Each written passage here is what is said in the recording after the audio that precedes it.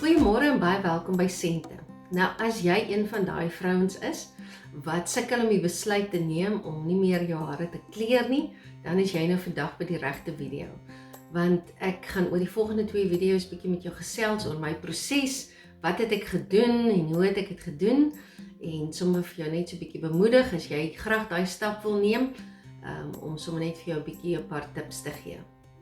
Nou, daar's baie redes hoekom vrouens besluit hulle wil nie meer hulle hare kleur nie. En ek gaan sommer net 'n paar van hulle met jou deel. So verskoon as ek so af en toe op my rekenaar kyk, want ek wil graag nie iets mis wat ek met jou wil deel nie. Nou, een van die punte is gesondheid.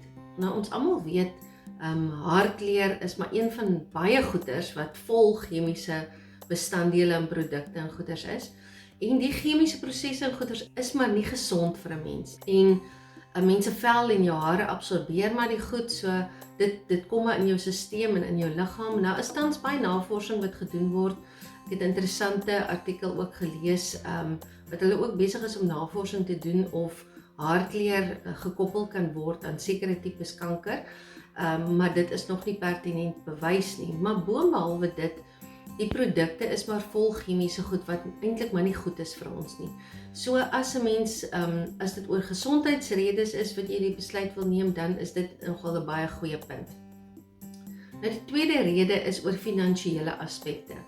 Nou, ons almal weet, om haarsalon toe te gaan, dis 'n groot bederf, maar dit is ook 'n duur uitstapie. En 'n mens besef dat haarsalonne het ook baie uitgawes, hier wat betaal moet word, personeel, krag, water, al daai goed, so dit is nie iets wat 'n mens verniet kan doen nie. Dit is maar 'n duur uitstapie. Elke 6 weke om net jou wortels te gaan kleur byvoorbeeld, dit kos 'n paar rand.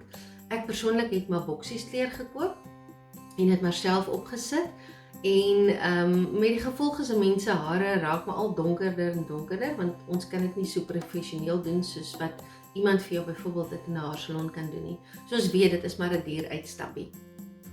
Die derde rede is, dit is onvermydelik. Nou, ons voer 'n nimmer eindigende oorlog met die botteltjies kleur in die hand teen die grys hare wat maar uitkom. Dit is iets wat ons nie kan keer nie, en dit is maar iets wat saam met die lewe en saam met ouderdom kom in ons lewens. Nou, die volgende punt is egtheid. En dit is nogals iets wat een van my persoonlike redes ook was. Baie vrouens wil nie meer hulle hare kleur nie, en dit is baie keer die eerste of is baie keer die laaste stap na hulle ware self. Mens wil graag jouself ontdek, jy wil graag jou eie haarkleur ontdek, en dit was nogals vir my iets baie besonders gewees, want ek het geen idee gehad hoe my werklike haarkleur lyk nie. Ek het vir omtrent 22 jaar my hare gekleur, so ek het eintlik gedink ek gaan spierwit grys wees, en tot my verbasing het ek eintlik ontdek dat ek baie meer donker hare het as wat ek besef het ek het. Dan die volgende punt is tyd. Nou, ons almal weet, dit vat baie tyd. 'n Mens moet beplan, jy moet afspraak maak lank voor die tyd. Baie keer is die haarkappers baie vol, of jy moet besluit watter dag gaan jy nou hierdie boksie kleur aanpak. Dit is 'n tydsame proses en dit vat ook baie tyd, en mens kan eintlik ongelooflik baie tyd ook spaar deur net nie meer dit hoef te doen nie. Dan nog 'n punt wat nogals vir my baie treffend was, is voorkoms. Nou, iets wat ek persoonlik agtergekom het is, ek het altyd gewonder, net sodra ek my hare gekleur het, dan lyk die kleur op my hare pragtig. Dit lyk sommer gesond, dit lyk blink.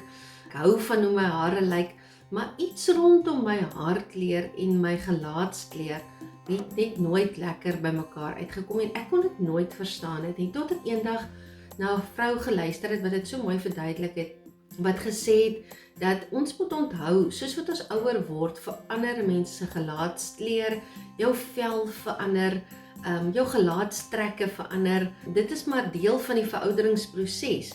En wat eintlik nou gebeur is, wanneer jy jou hare kleur, dan pas jou haarkleur eintlik nie by jou gelaatskleur of jou voorkoms nie.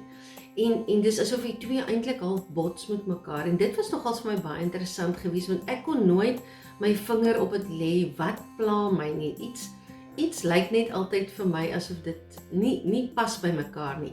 En dit was nogals vir my baie interessant toe ek dit raak gelees het. Die volgende punt is siek en sat. Nou dit is ook een waar ek was. Ek was regtig net siek en sat vir hierdie gehaardklerery, beplan elke keer wanneer gaan ek dit doen.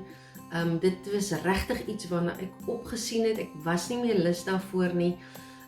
So ja, mense raak net siek en sat vir dit en jy besef jy gaan hierdie oorlog net nooit wen nie.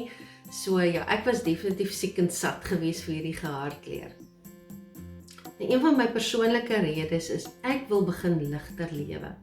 Nou haarkleur was nou een van daai goed wat regtig vir my gevoel het, dit hou my vas en dit bind my en ek wil dit regtig nie meer doen nie. En so is daar baie goed in ons lewens wat ons regtig net kan los om ons lewens net ligter en makliker te maak. En ek wil begin om die eenvoud van die lewe te waardeer. Ek wil meer fokus op goed wat ewigheidswaarde het, op goed wat regtig vir my belangrik in my lewe is. Ek wil minder bekommerd wees oor wêreldse en materiële dinge en ek wil regtig meer fokus op die rykdom van die lewe en goed wat werklik saak maak. En dit was regtig een van my persoonlike redes gewees. En ja, so is daar baie redes hoekom mense nie meer hulle hare wil kleur nie. Ek het sommer nou maar net 'n paar met jou gedeel.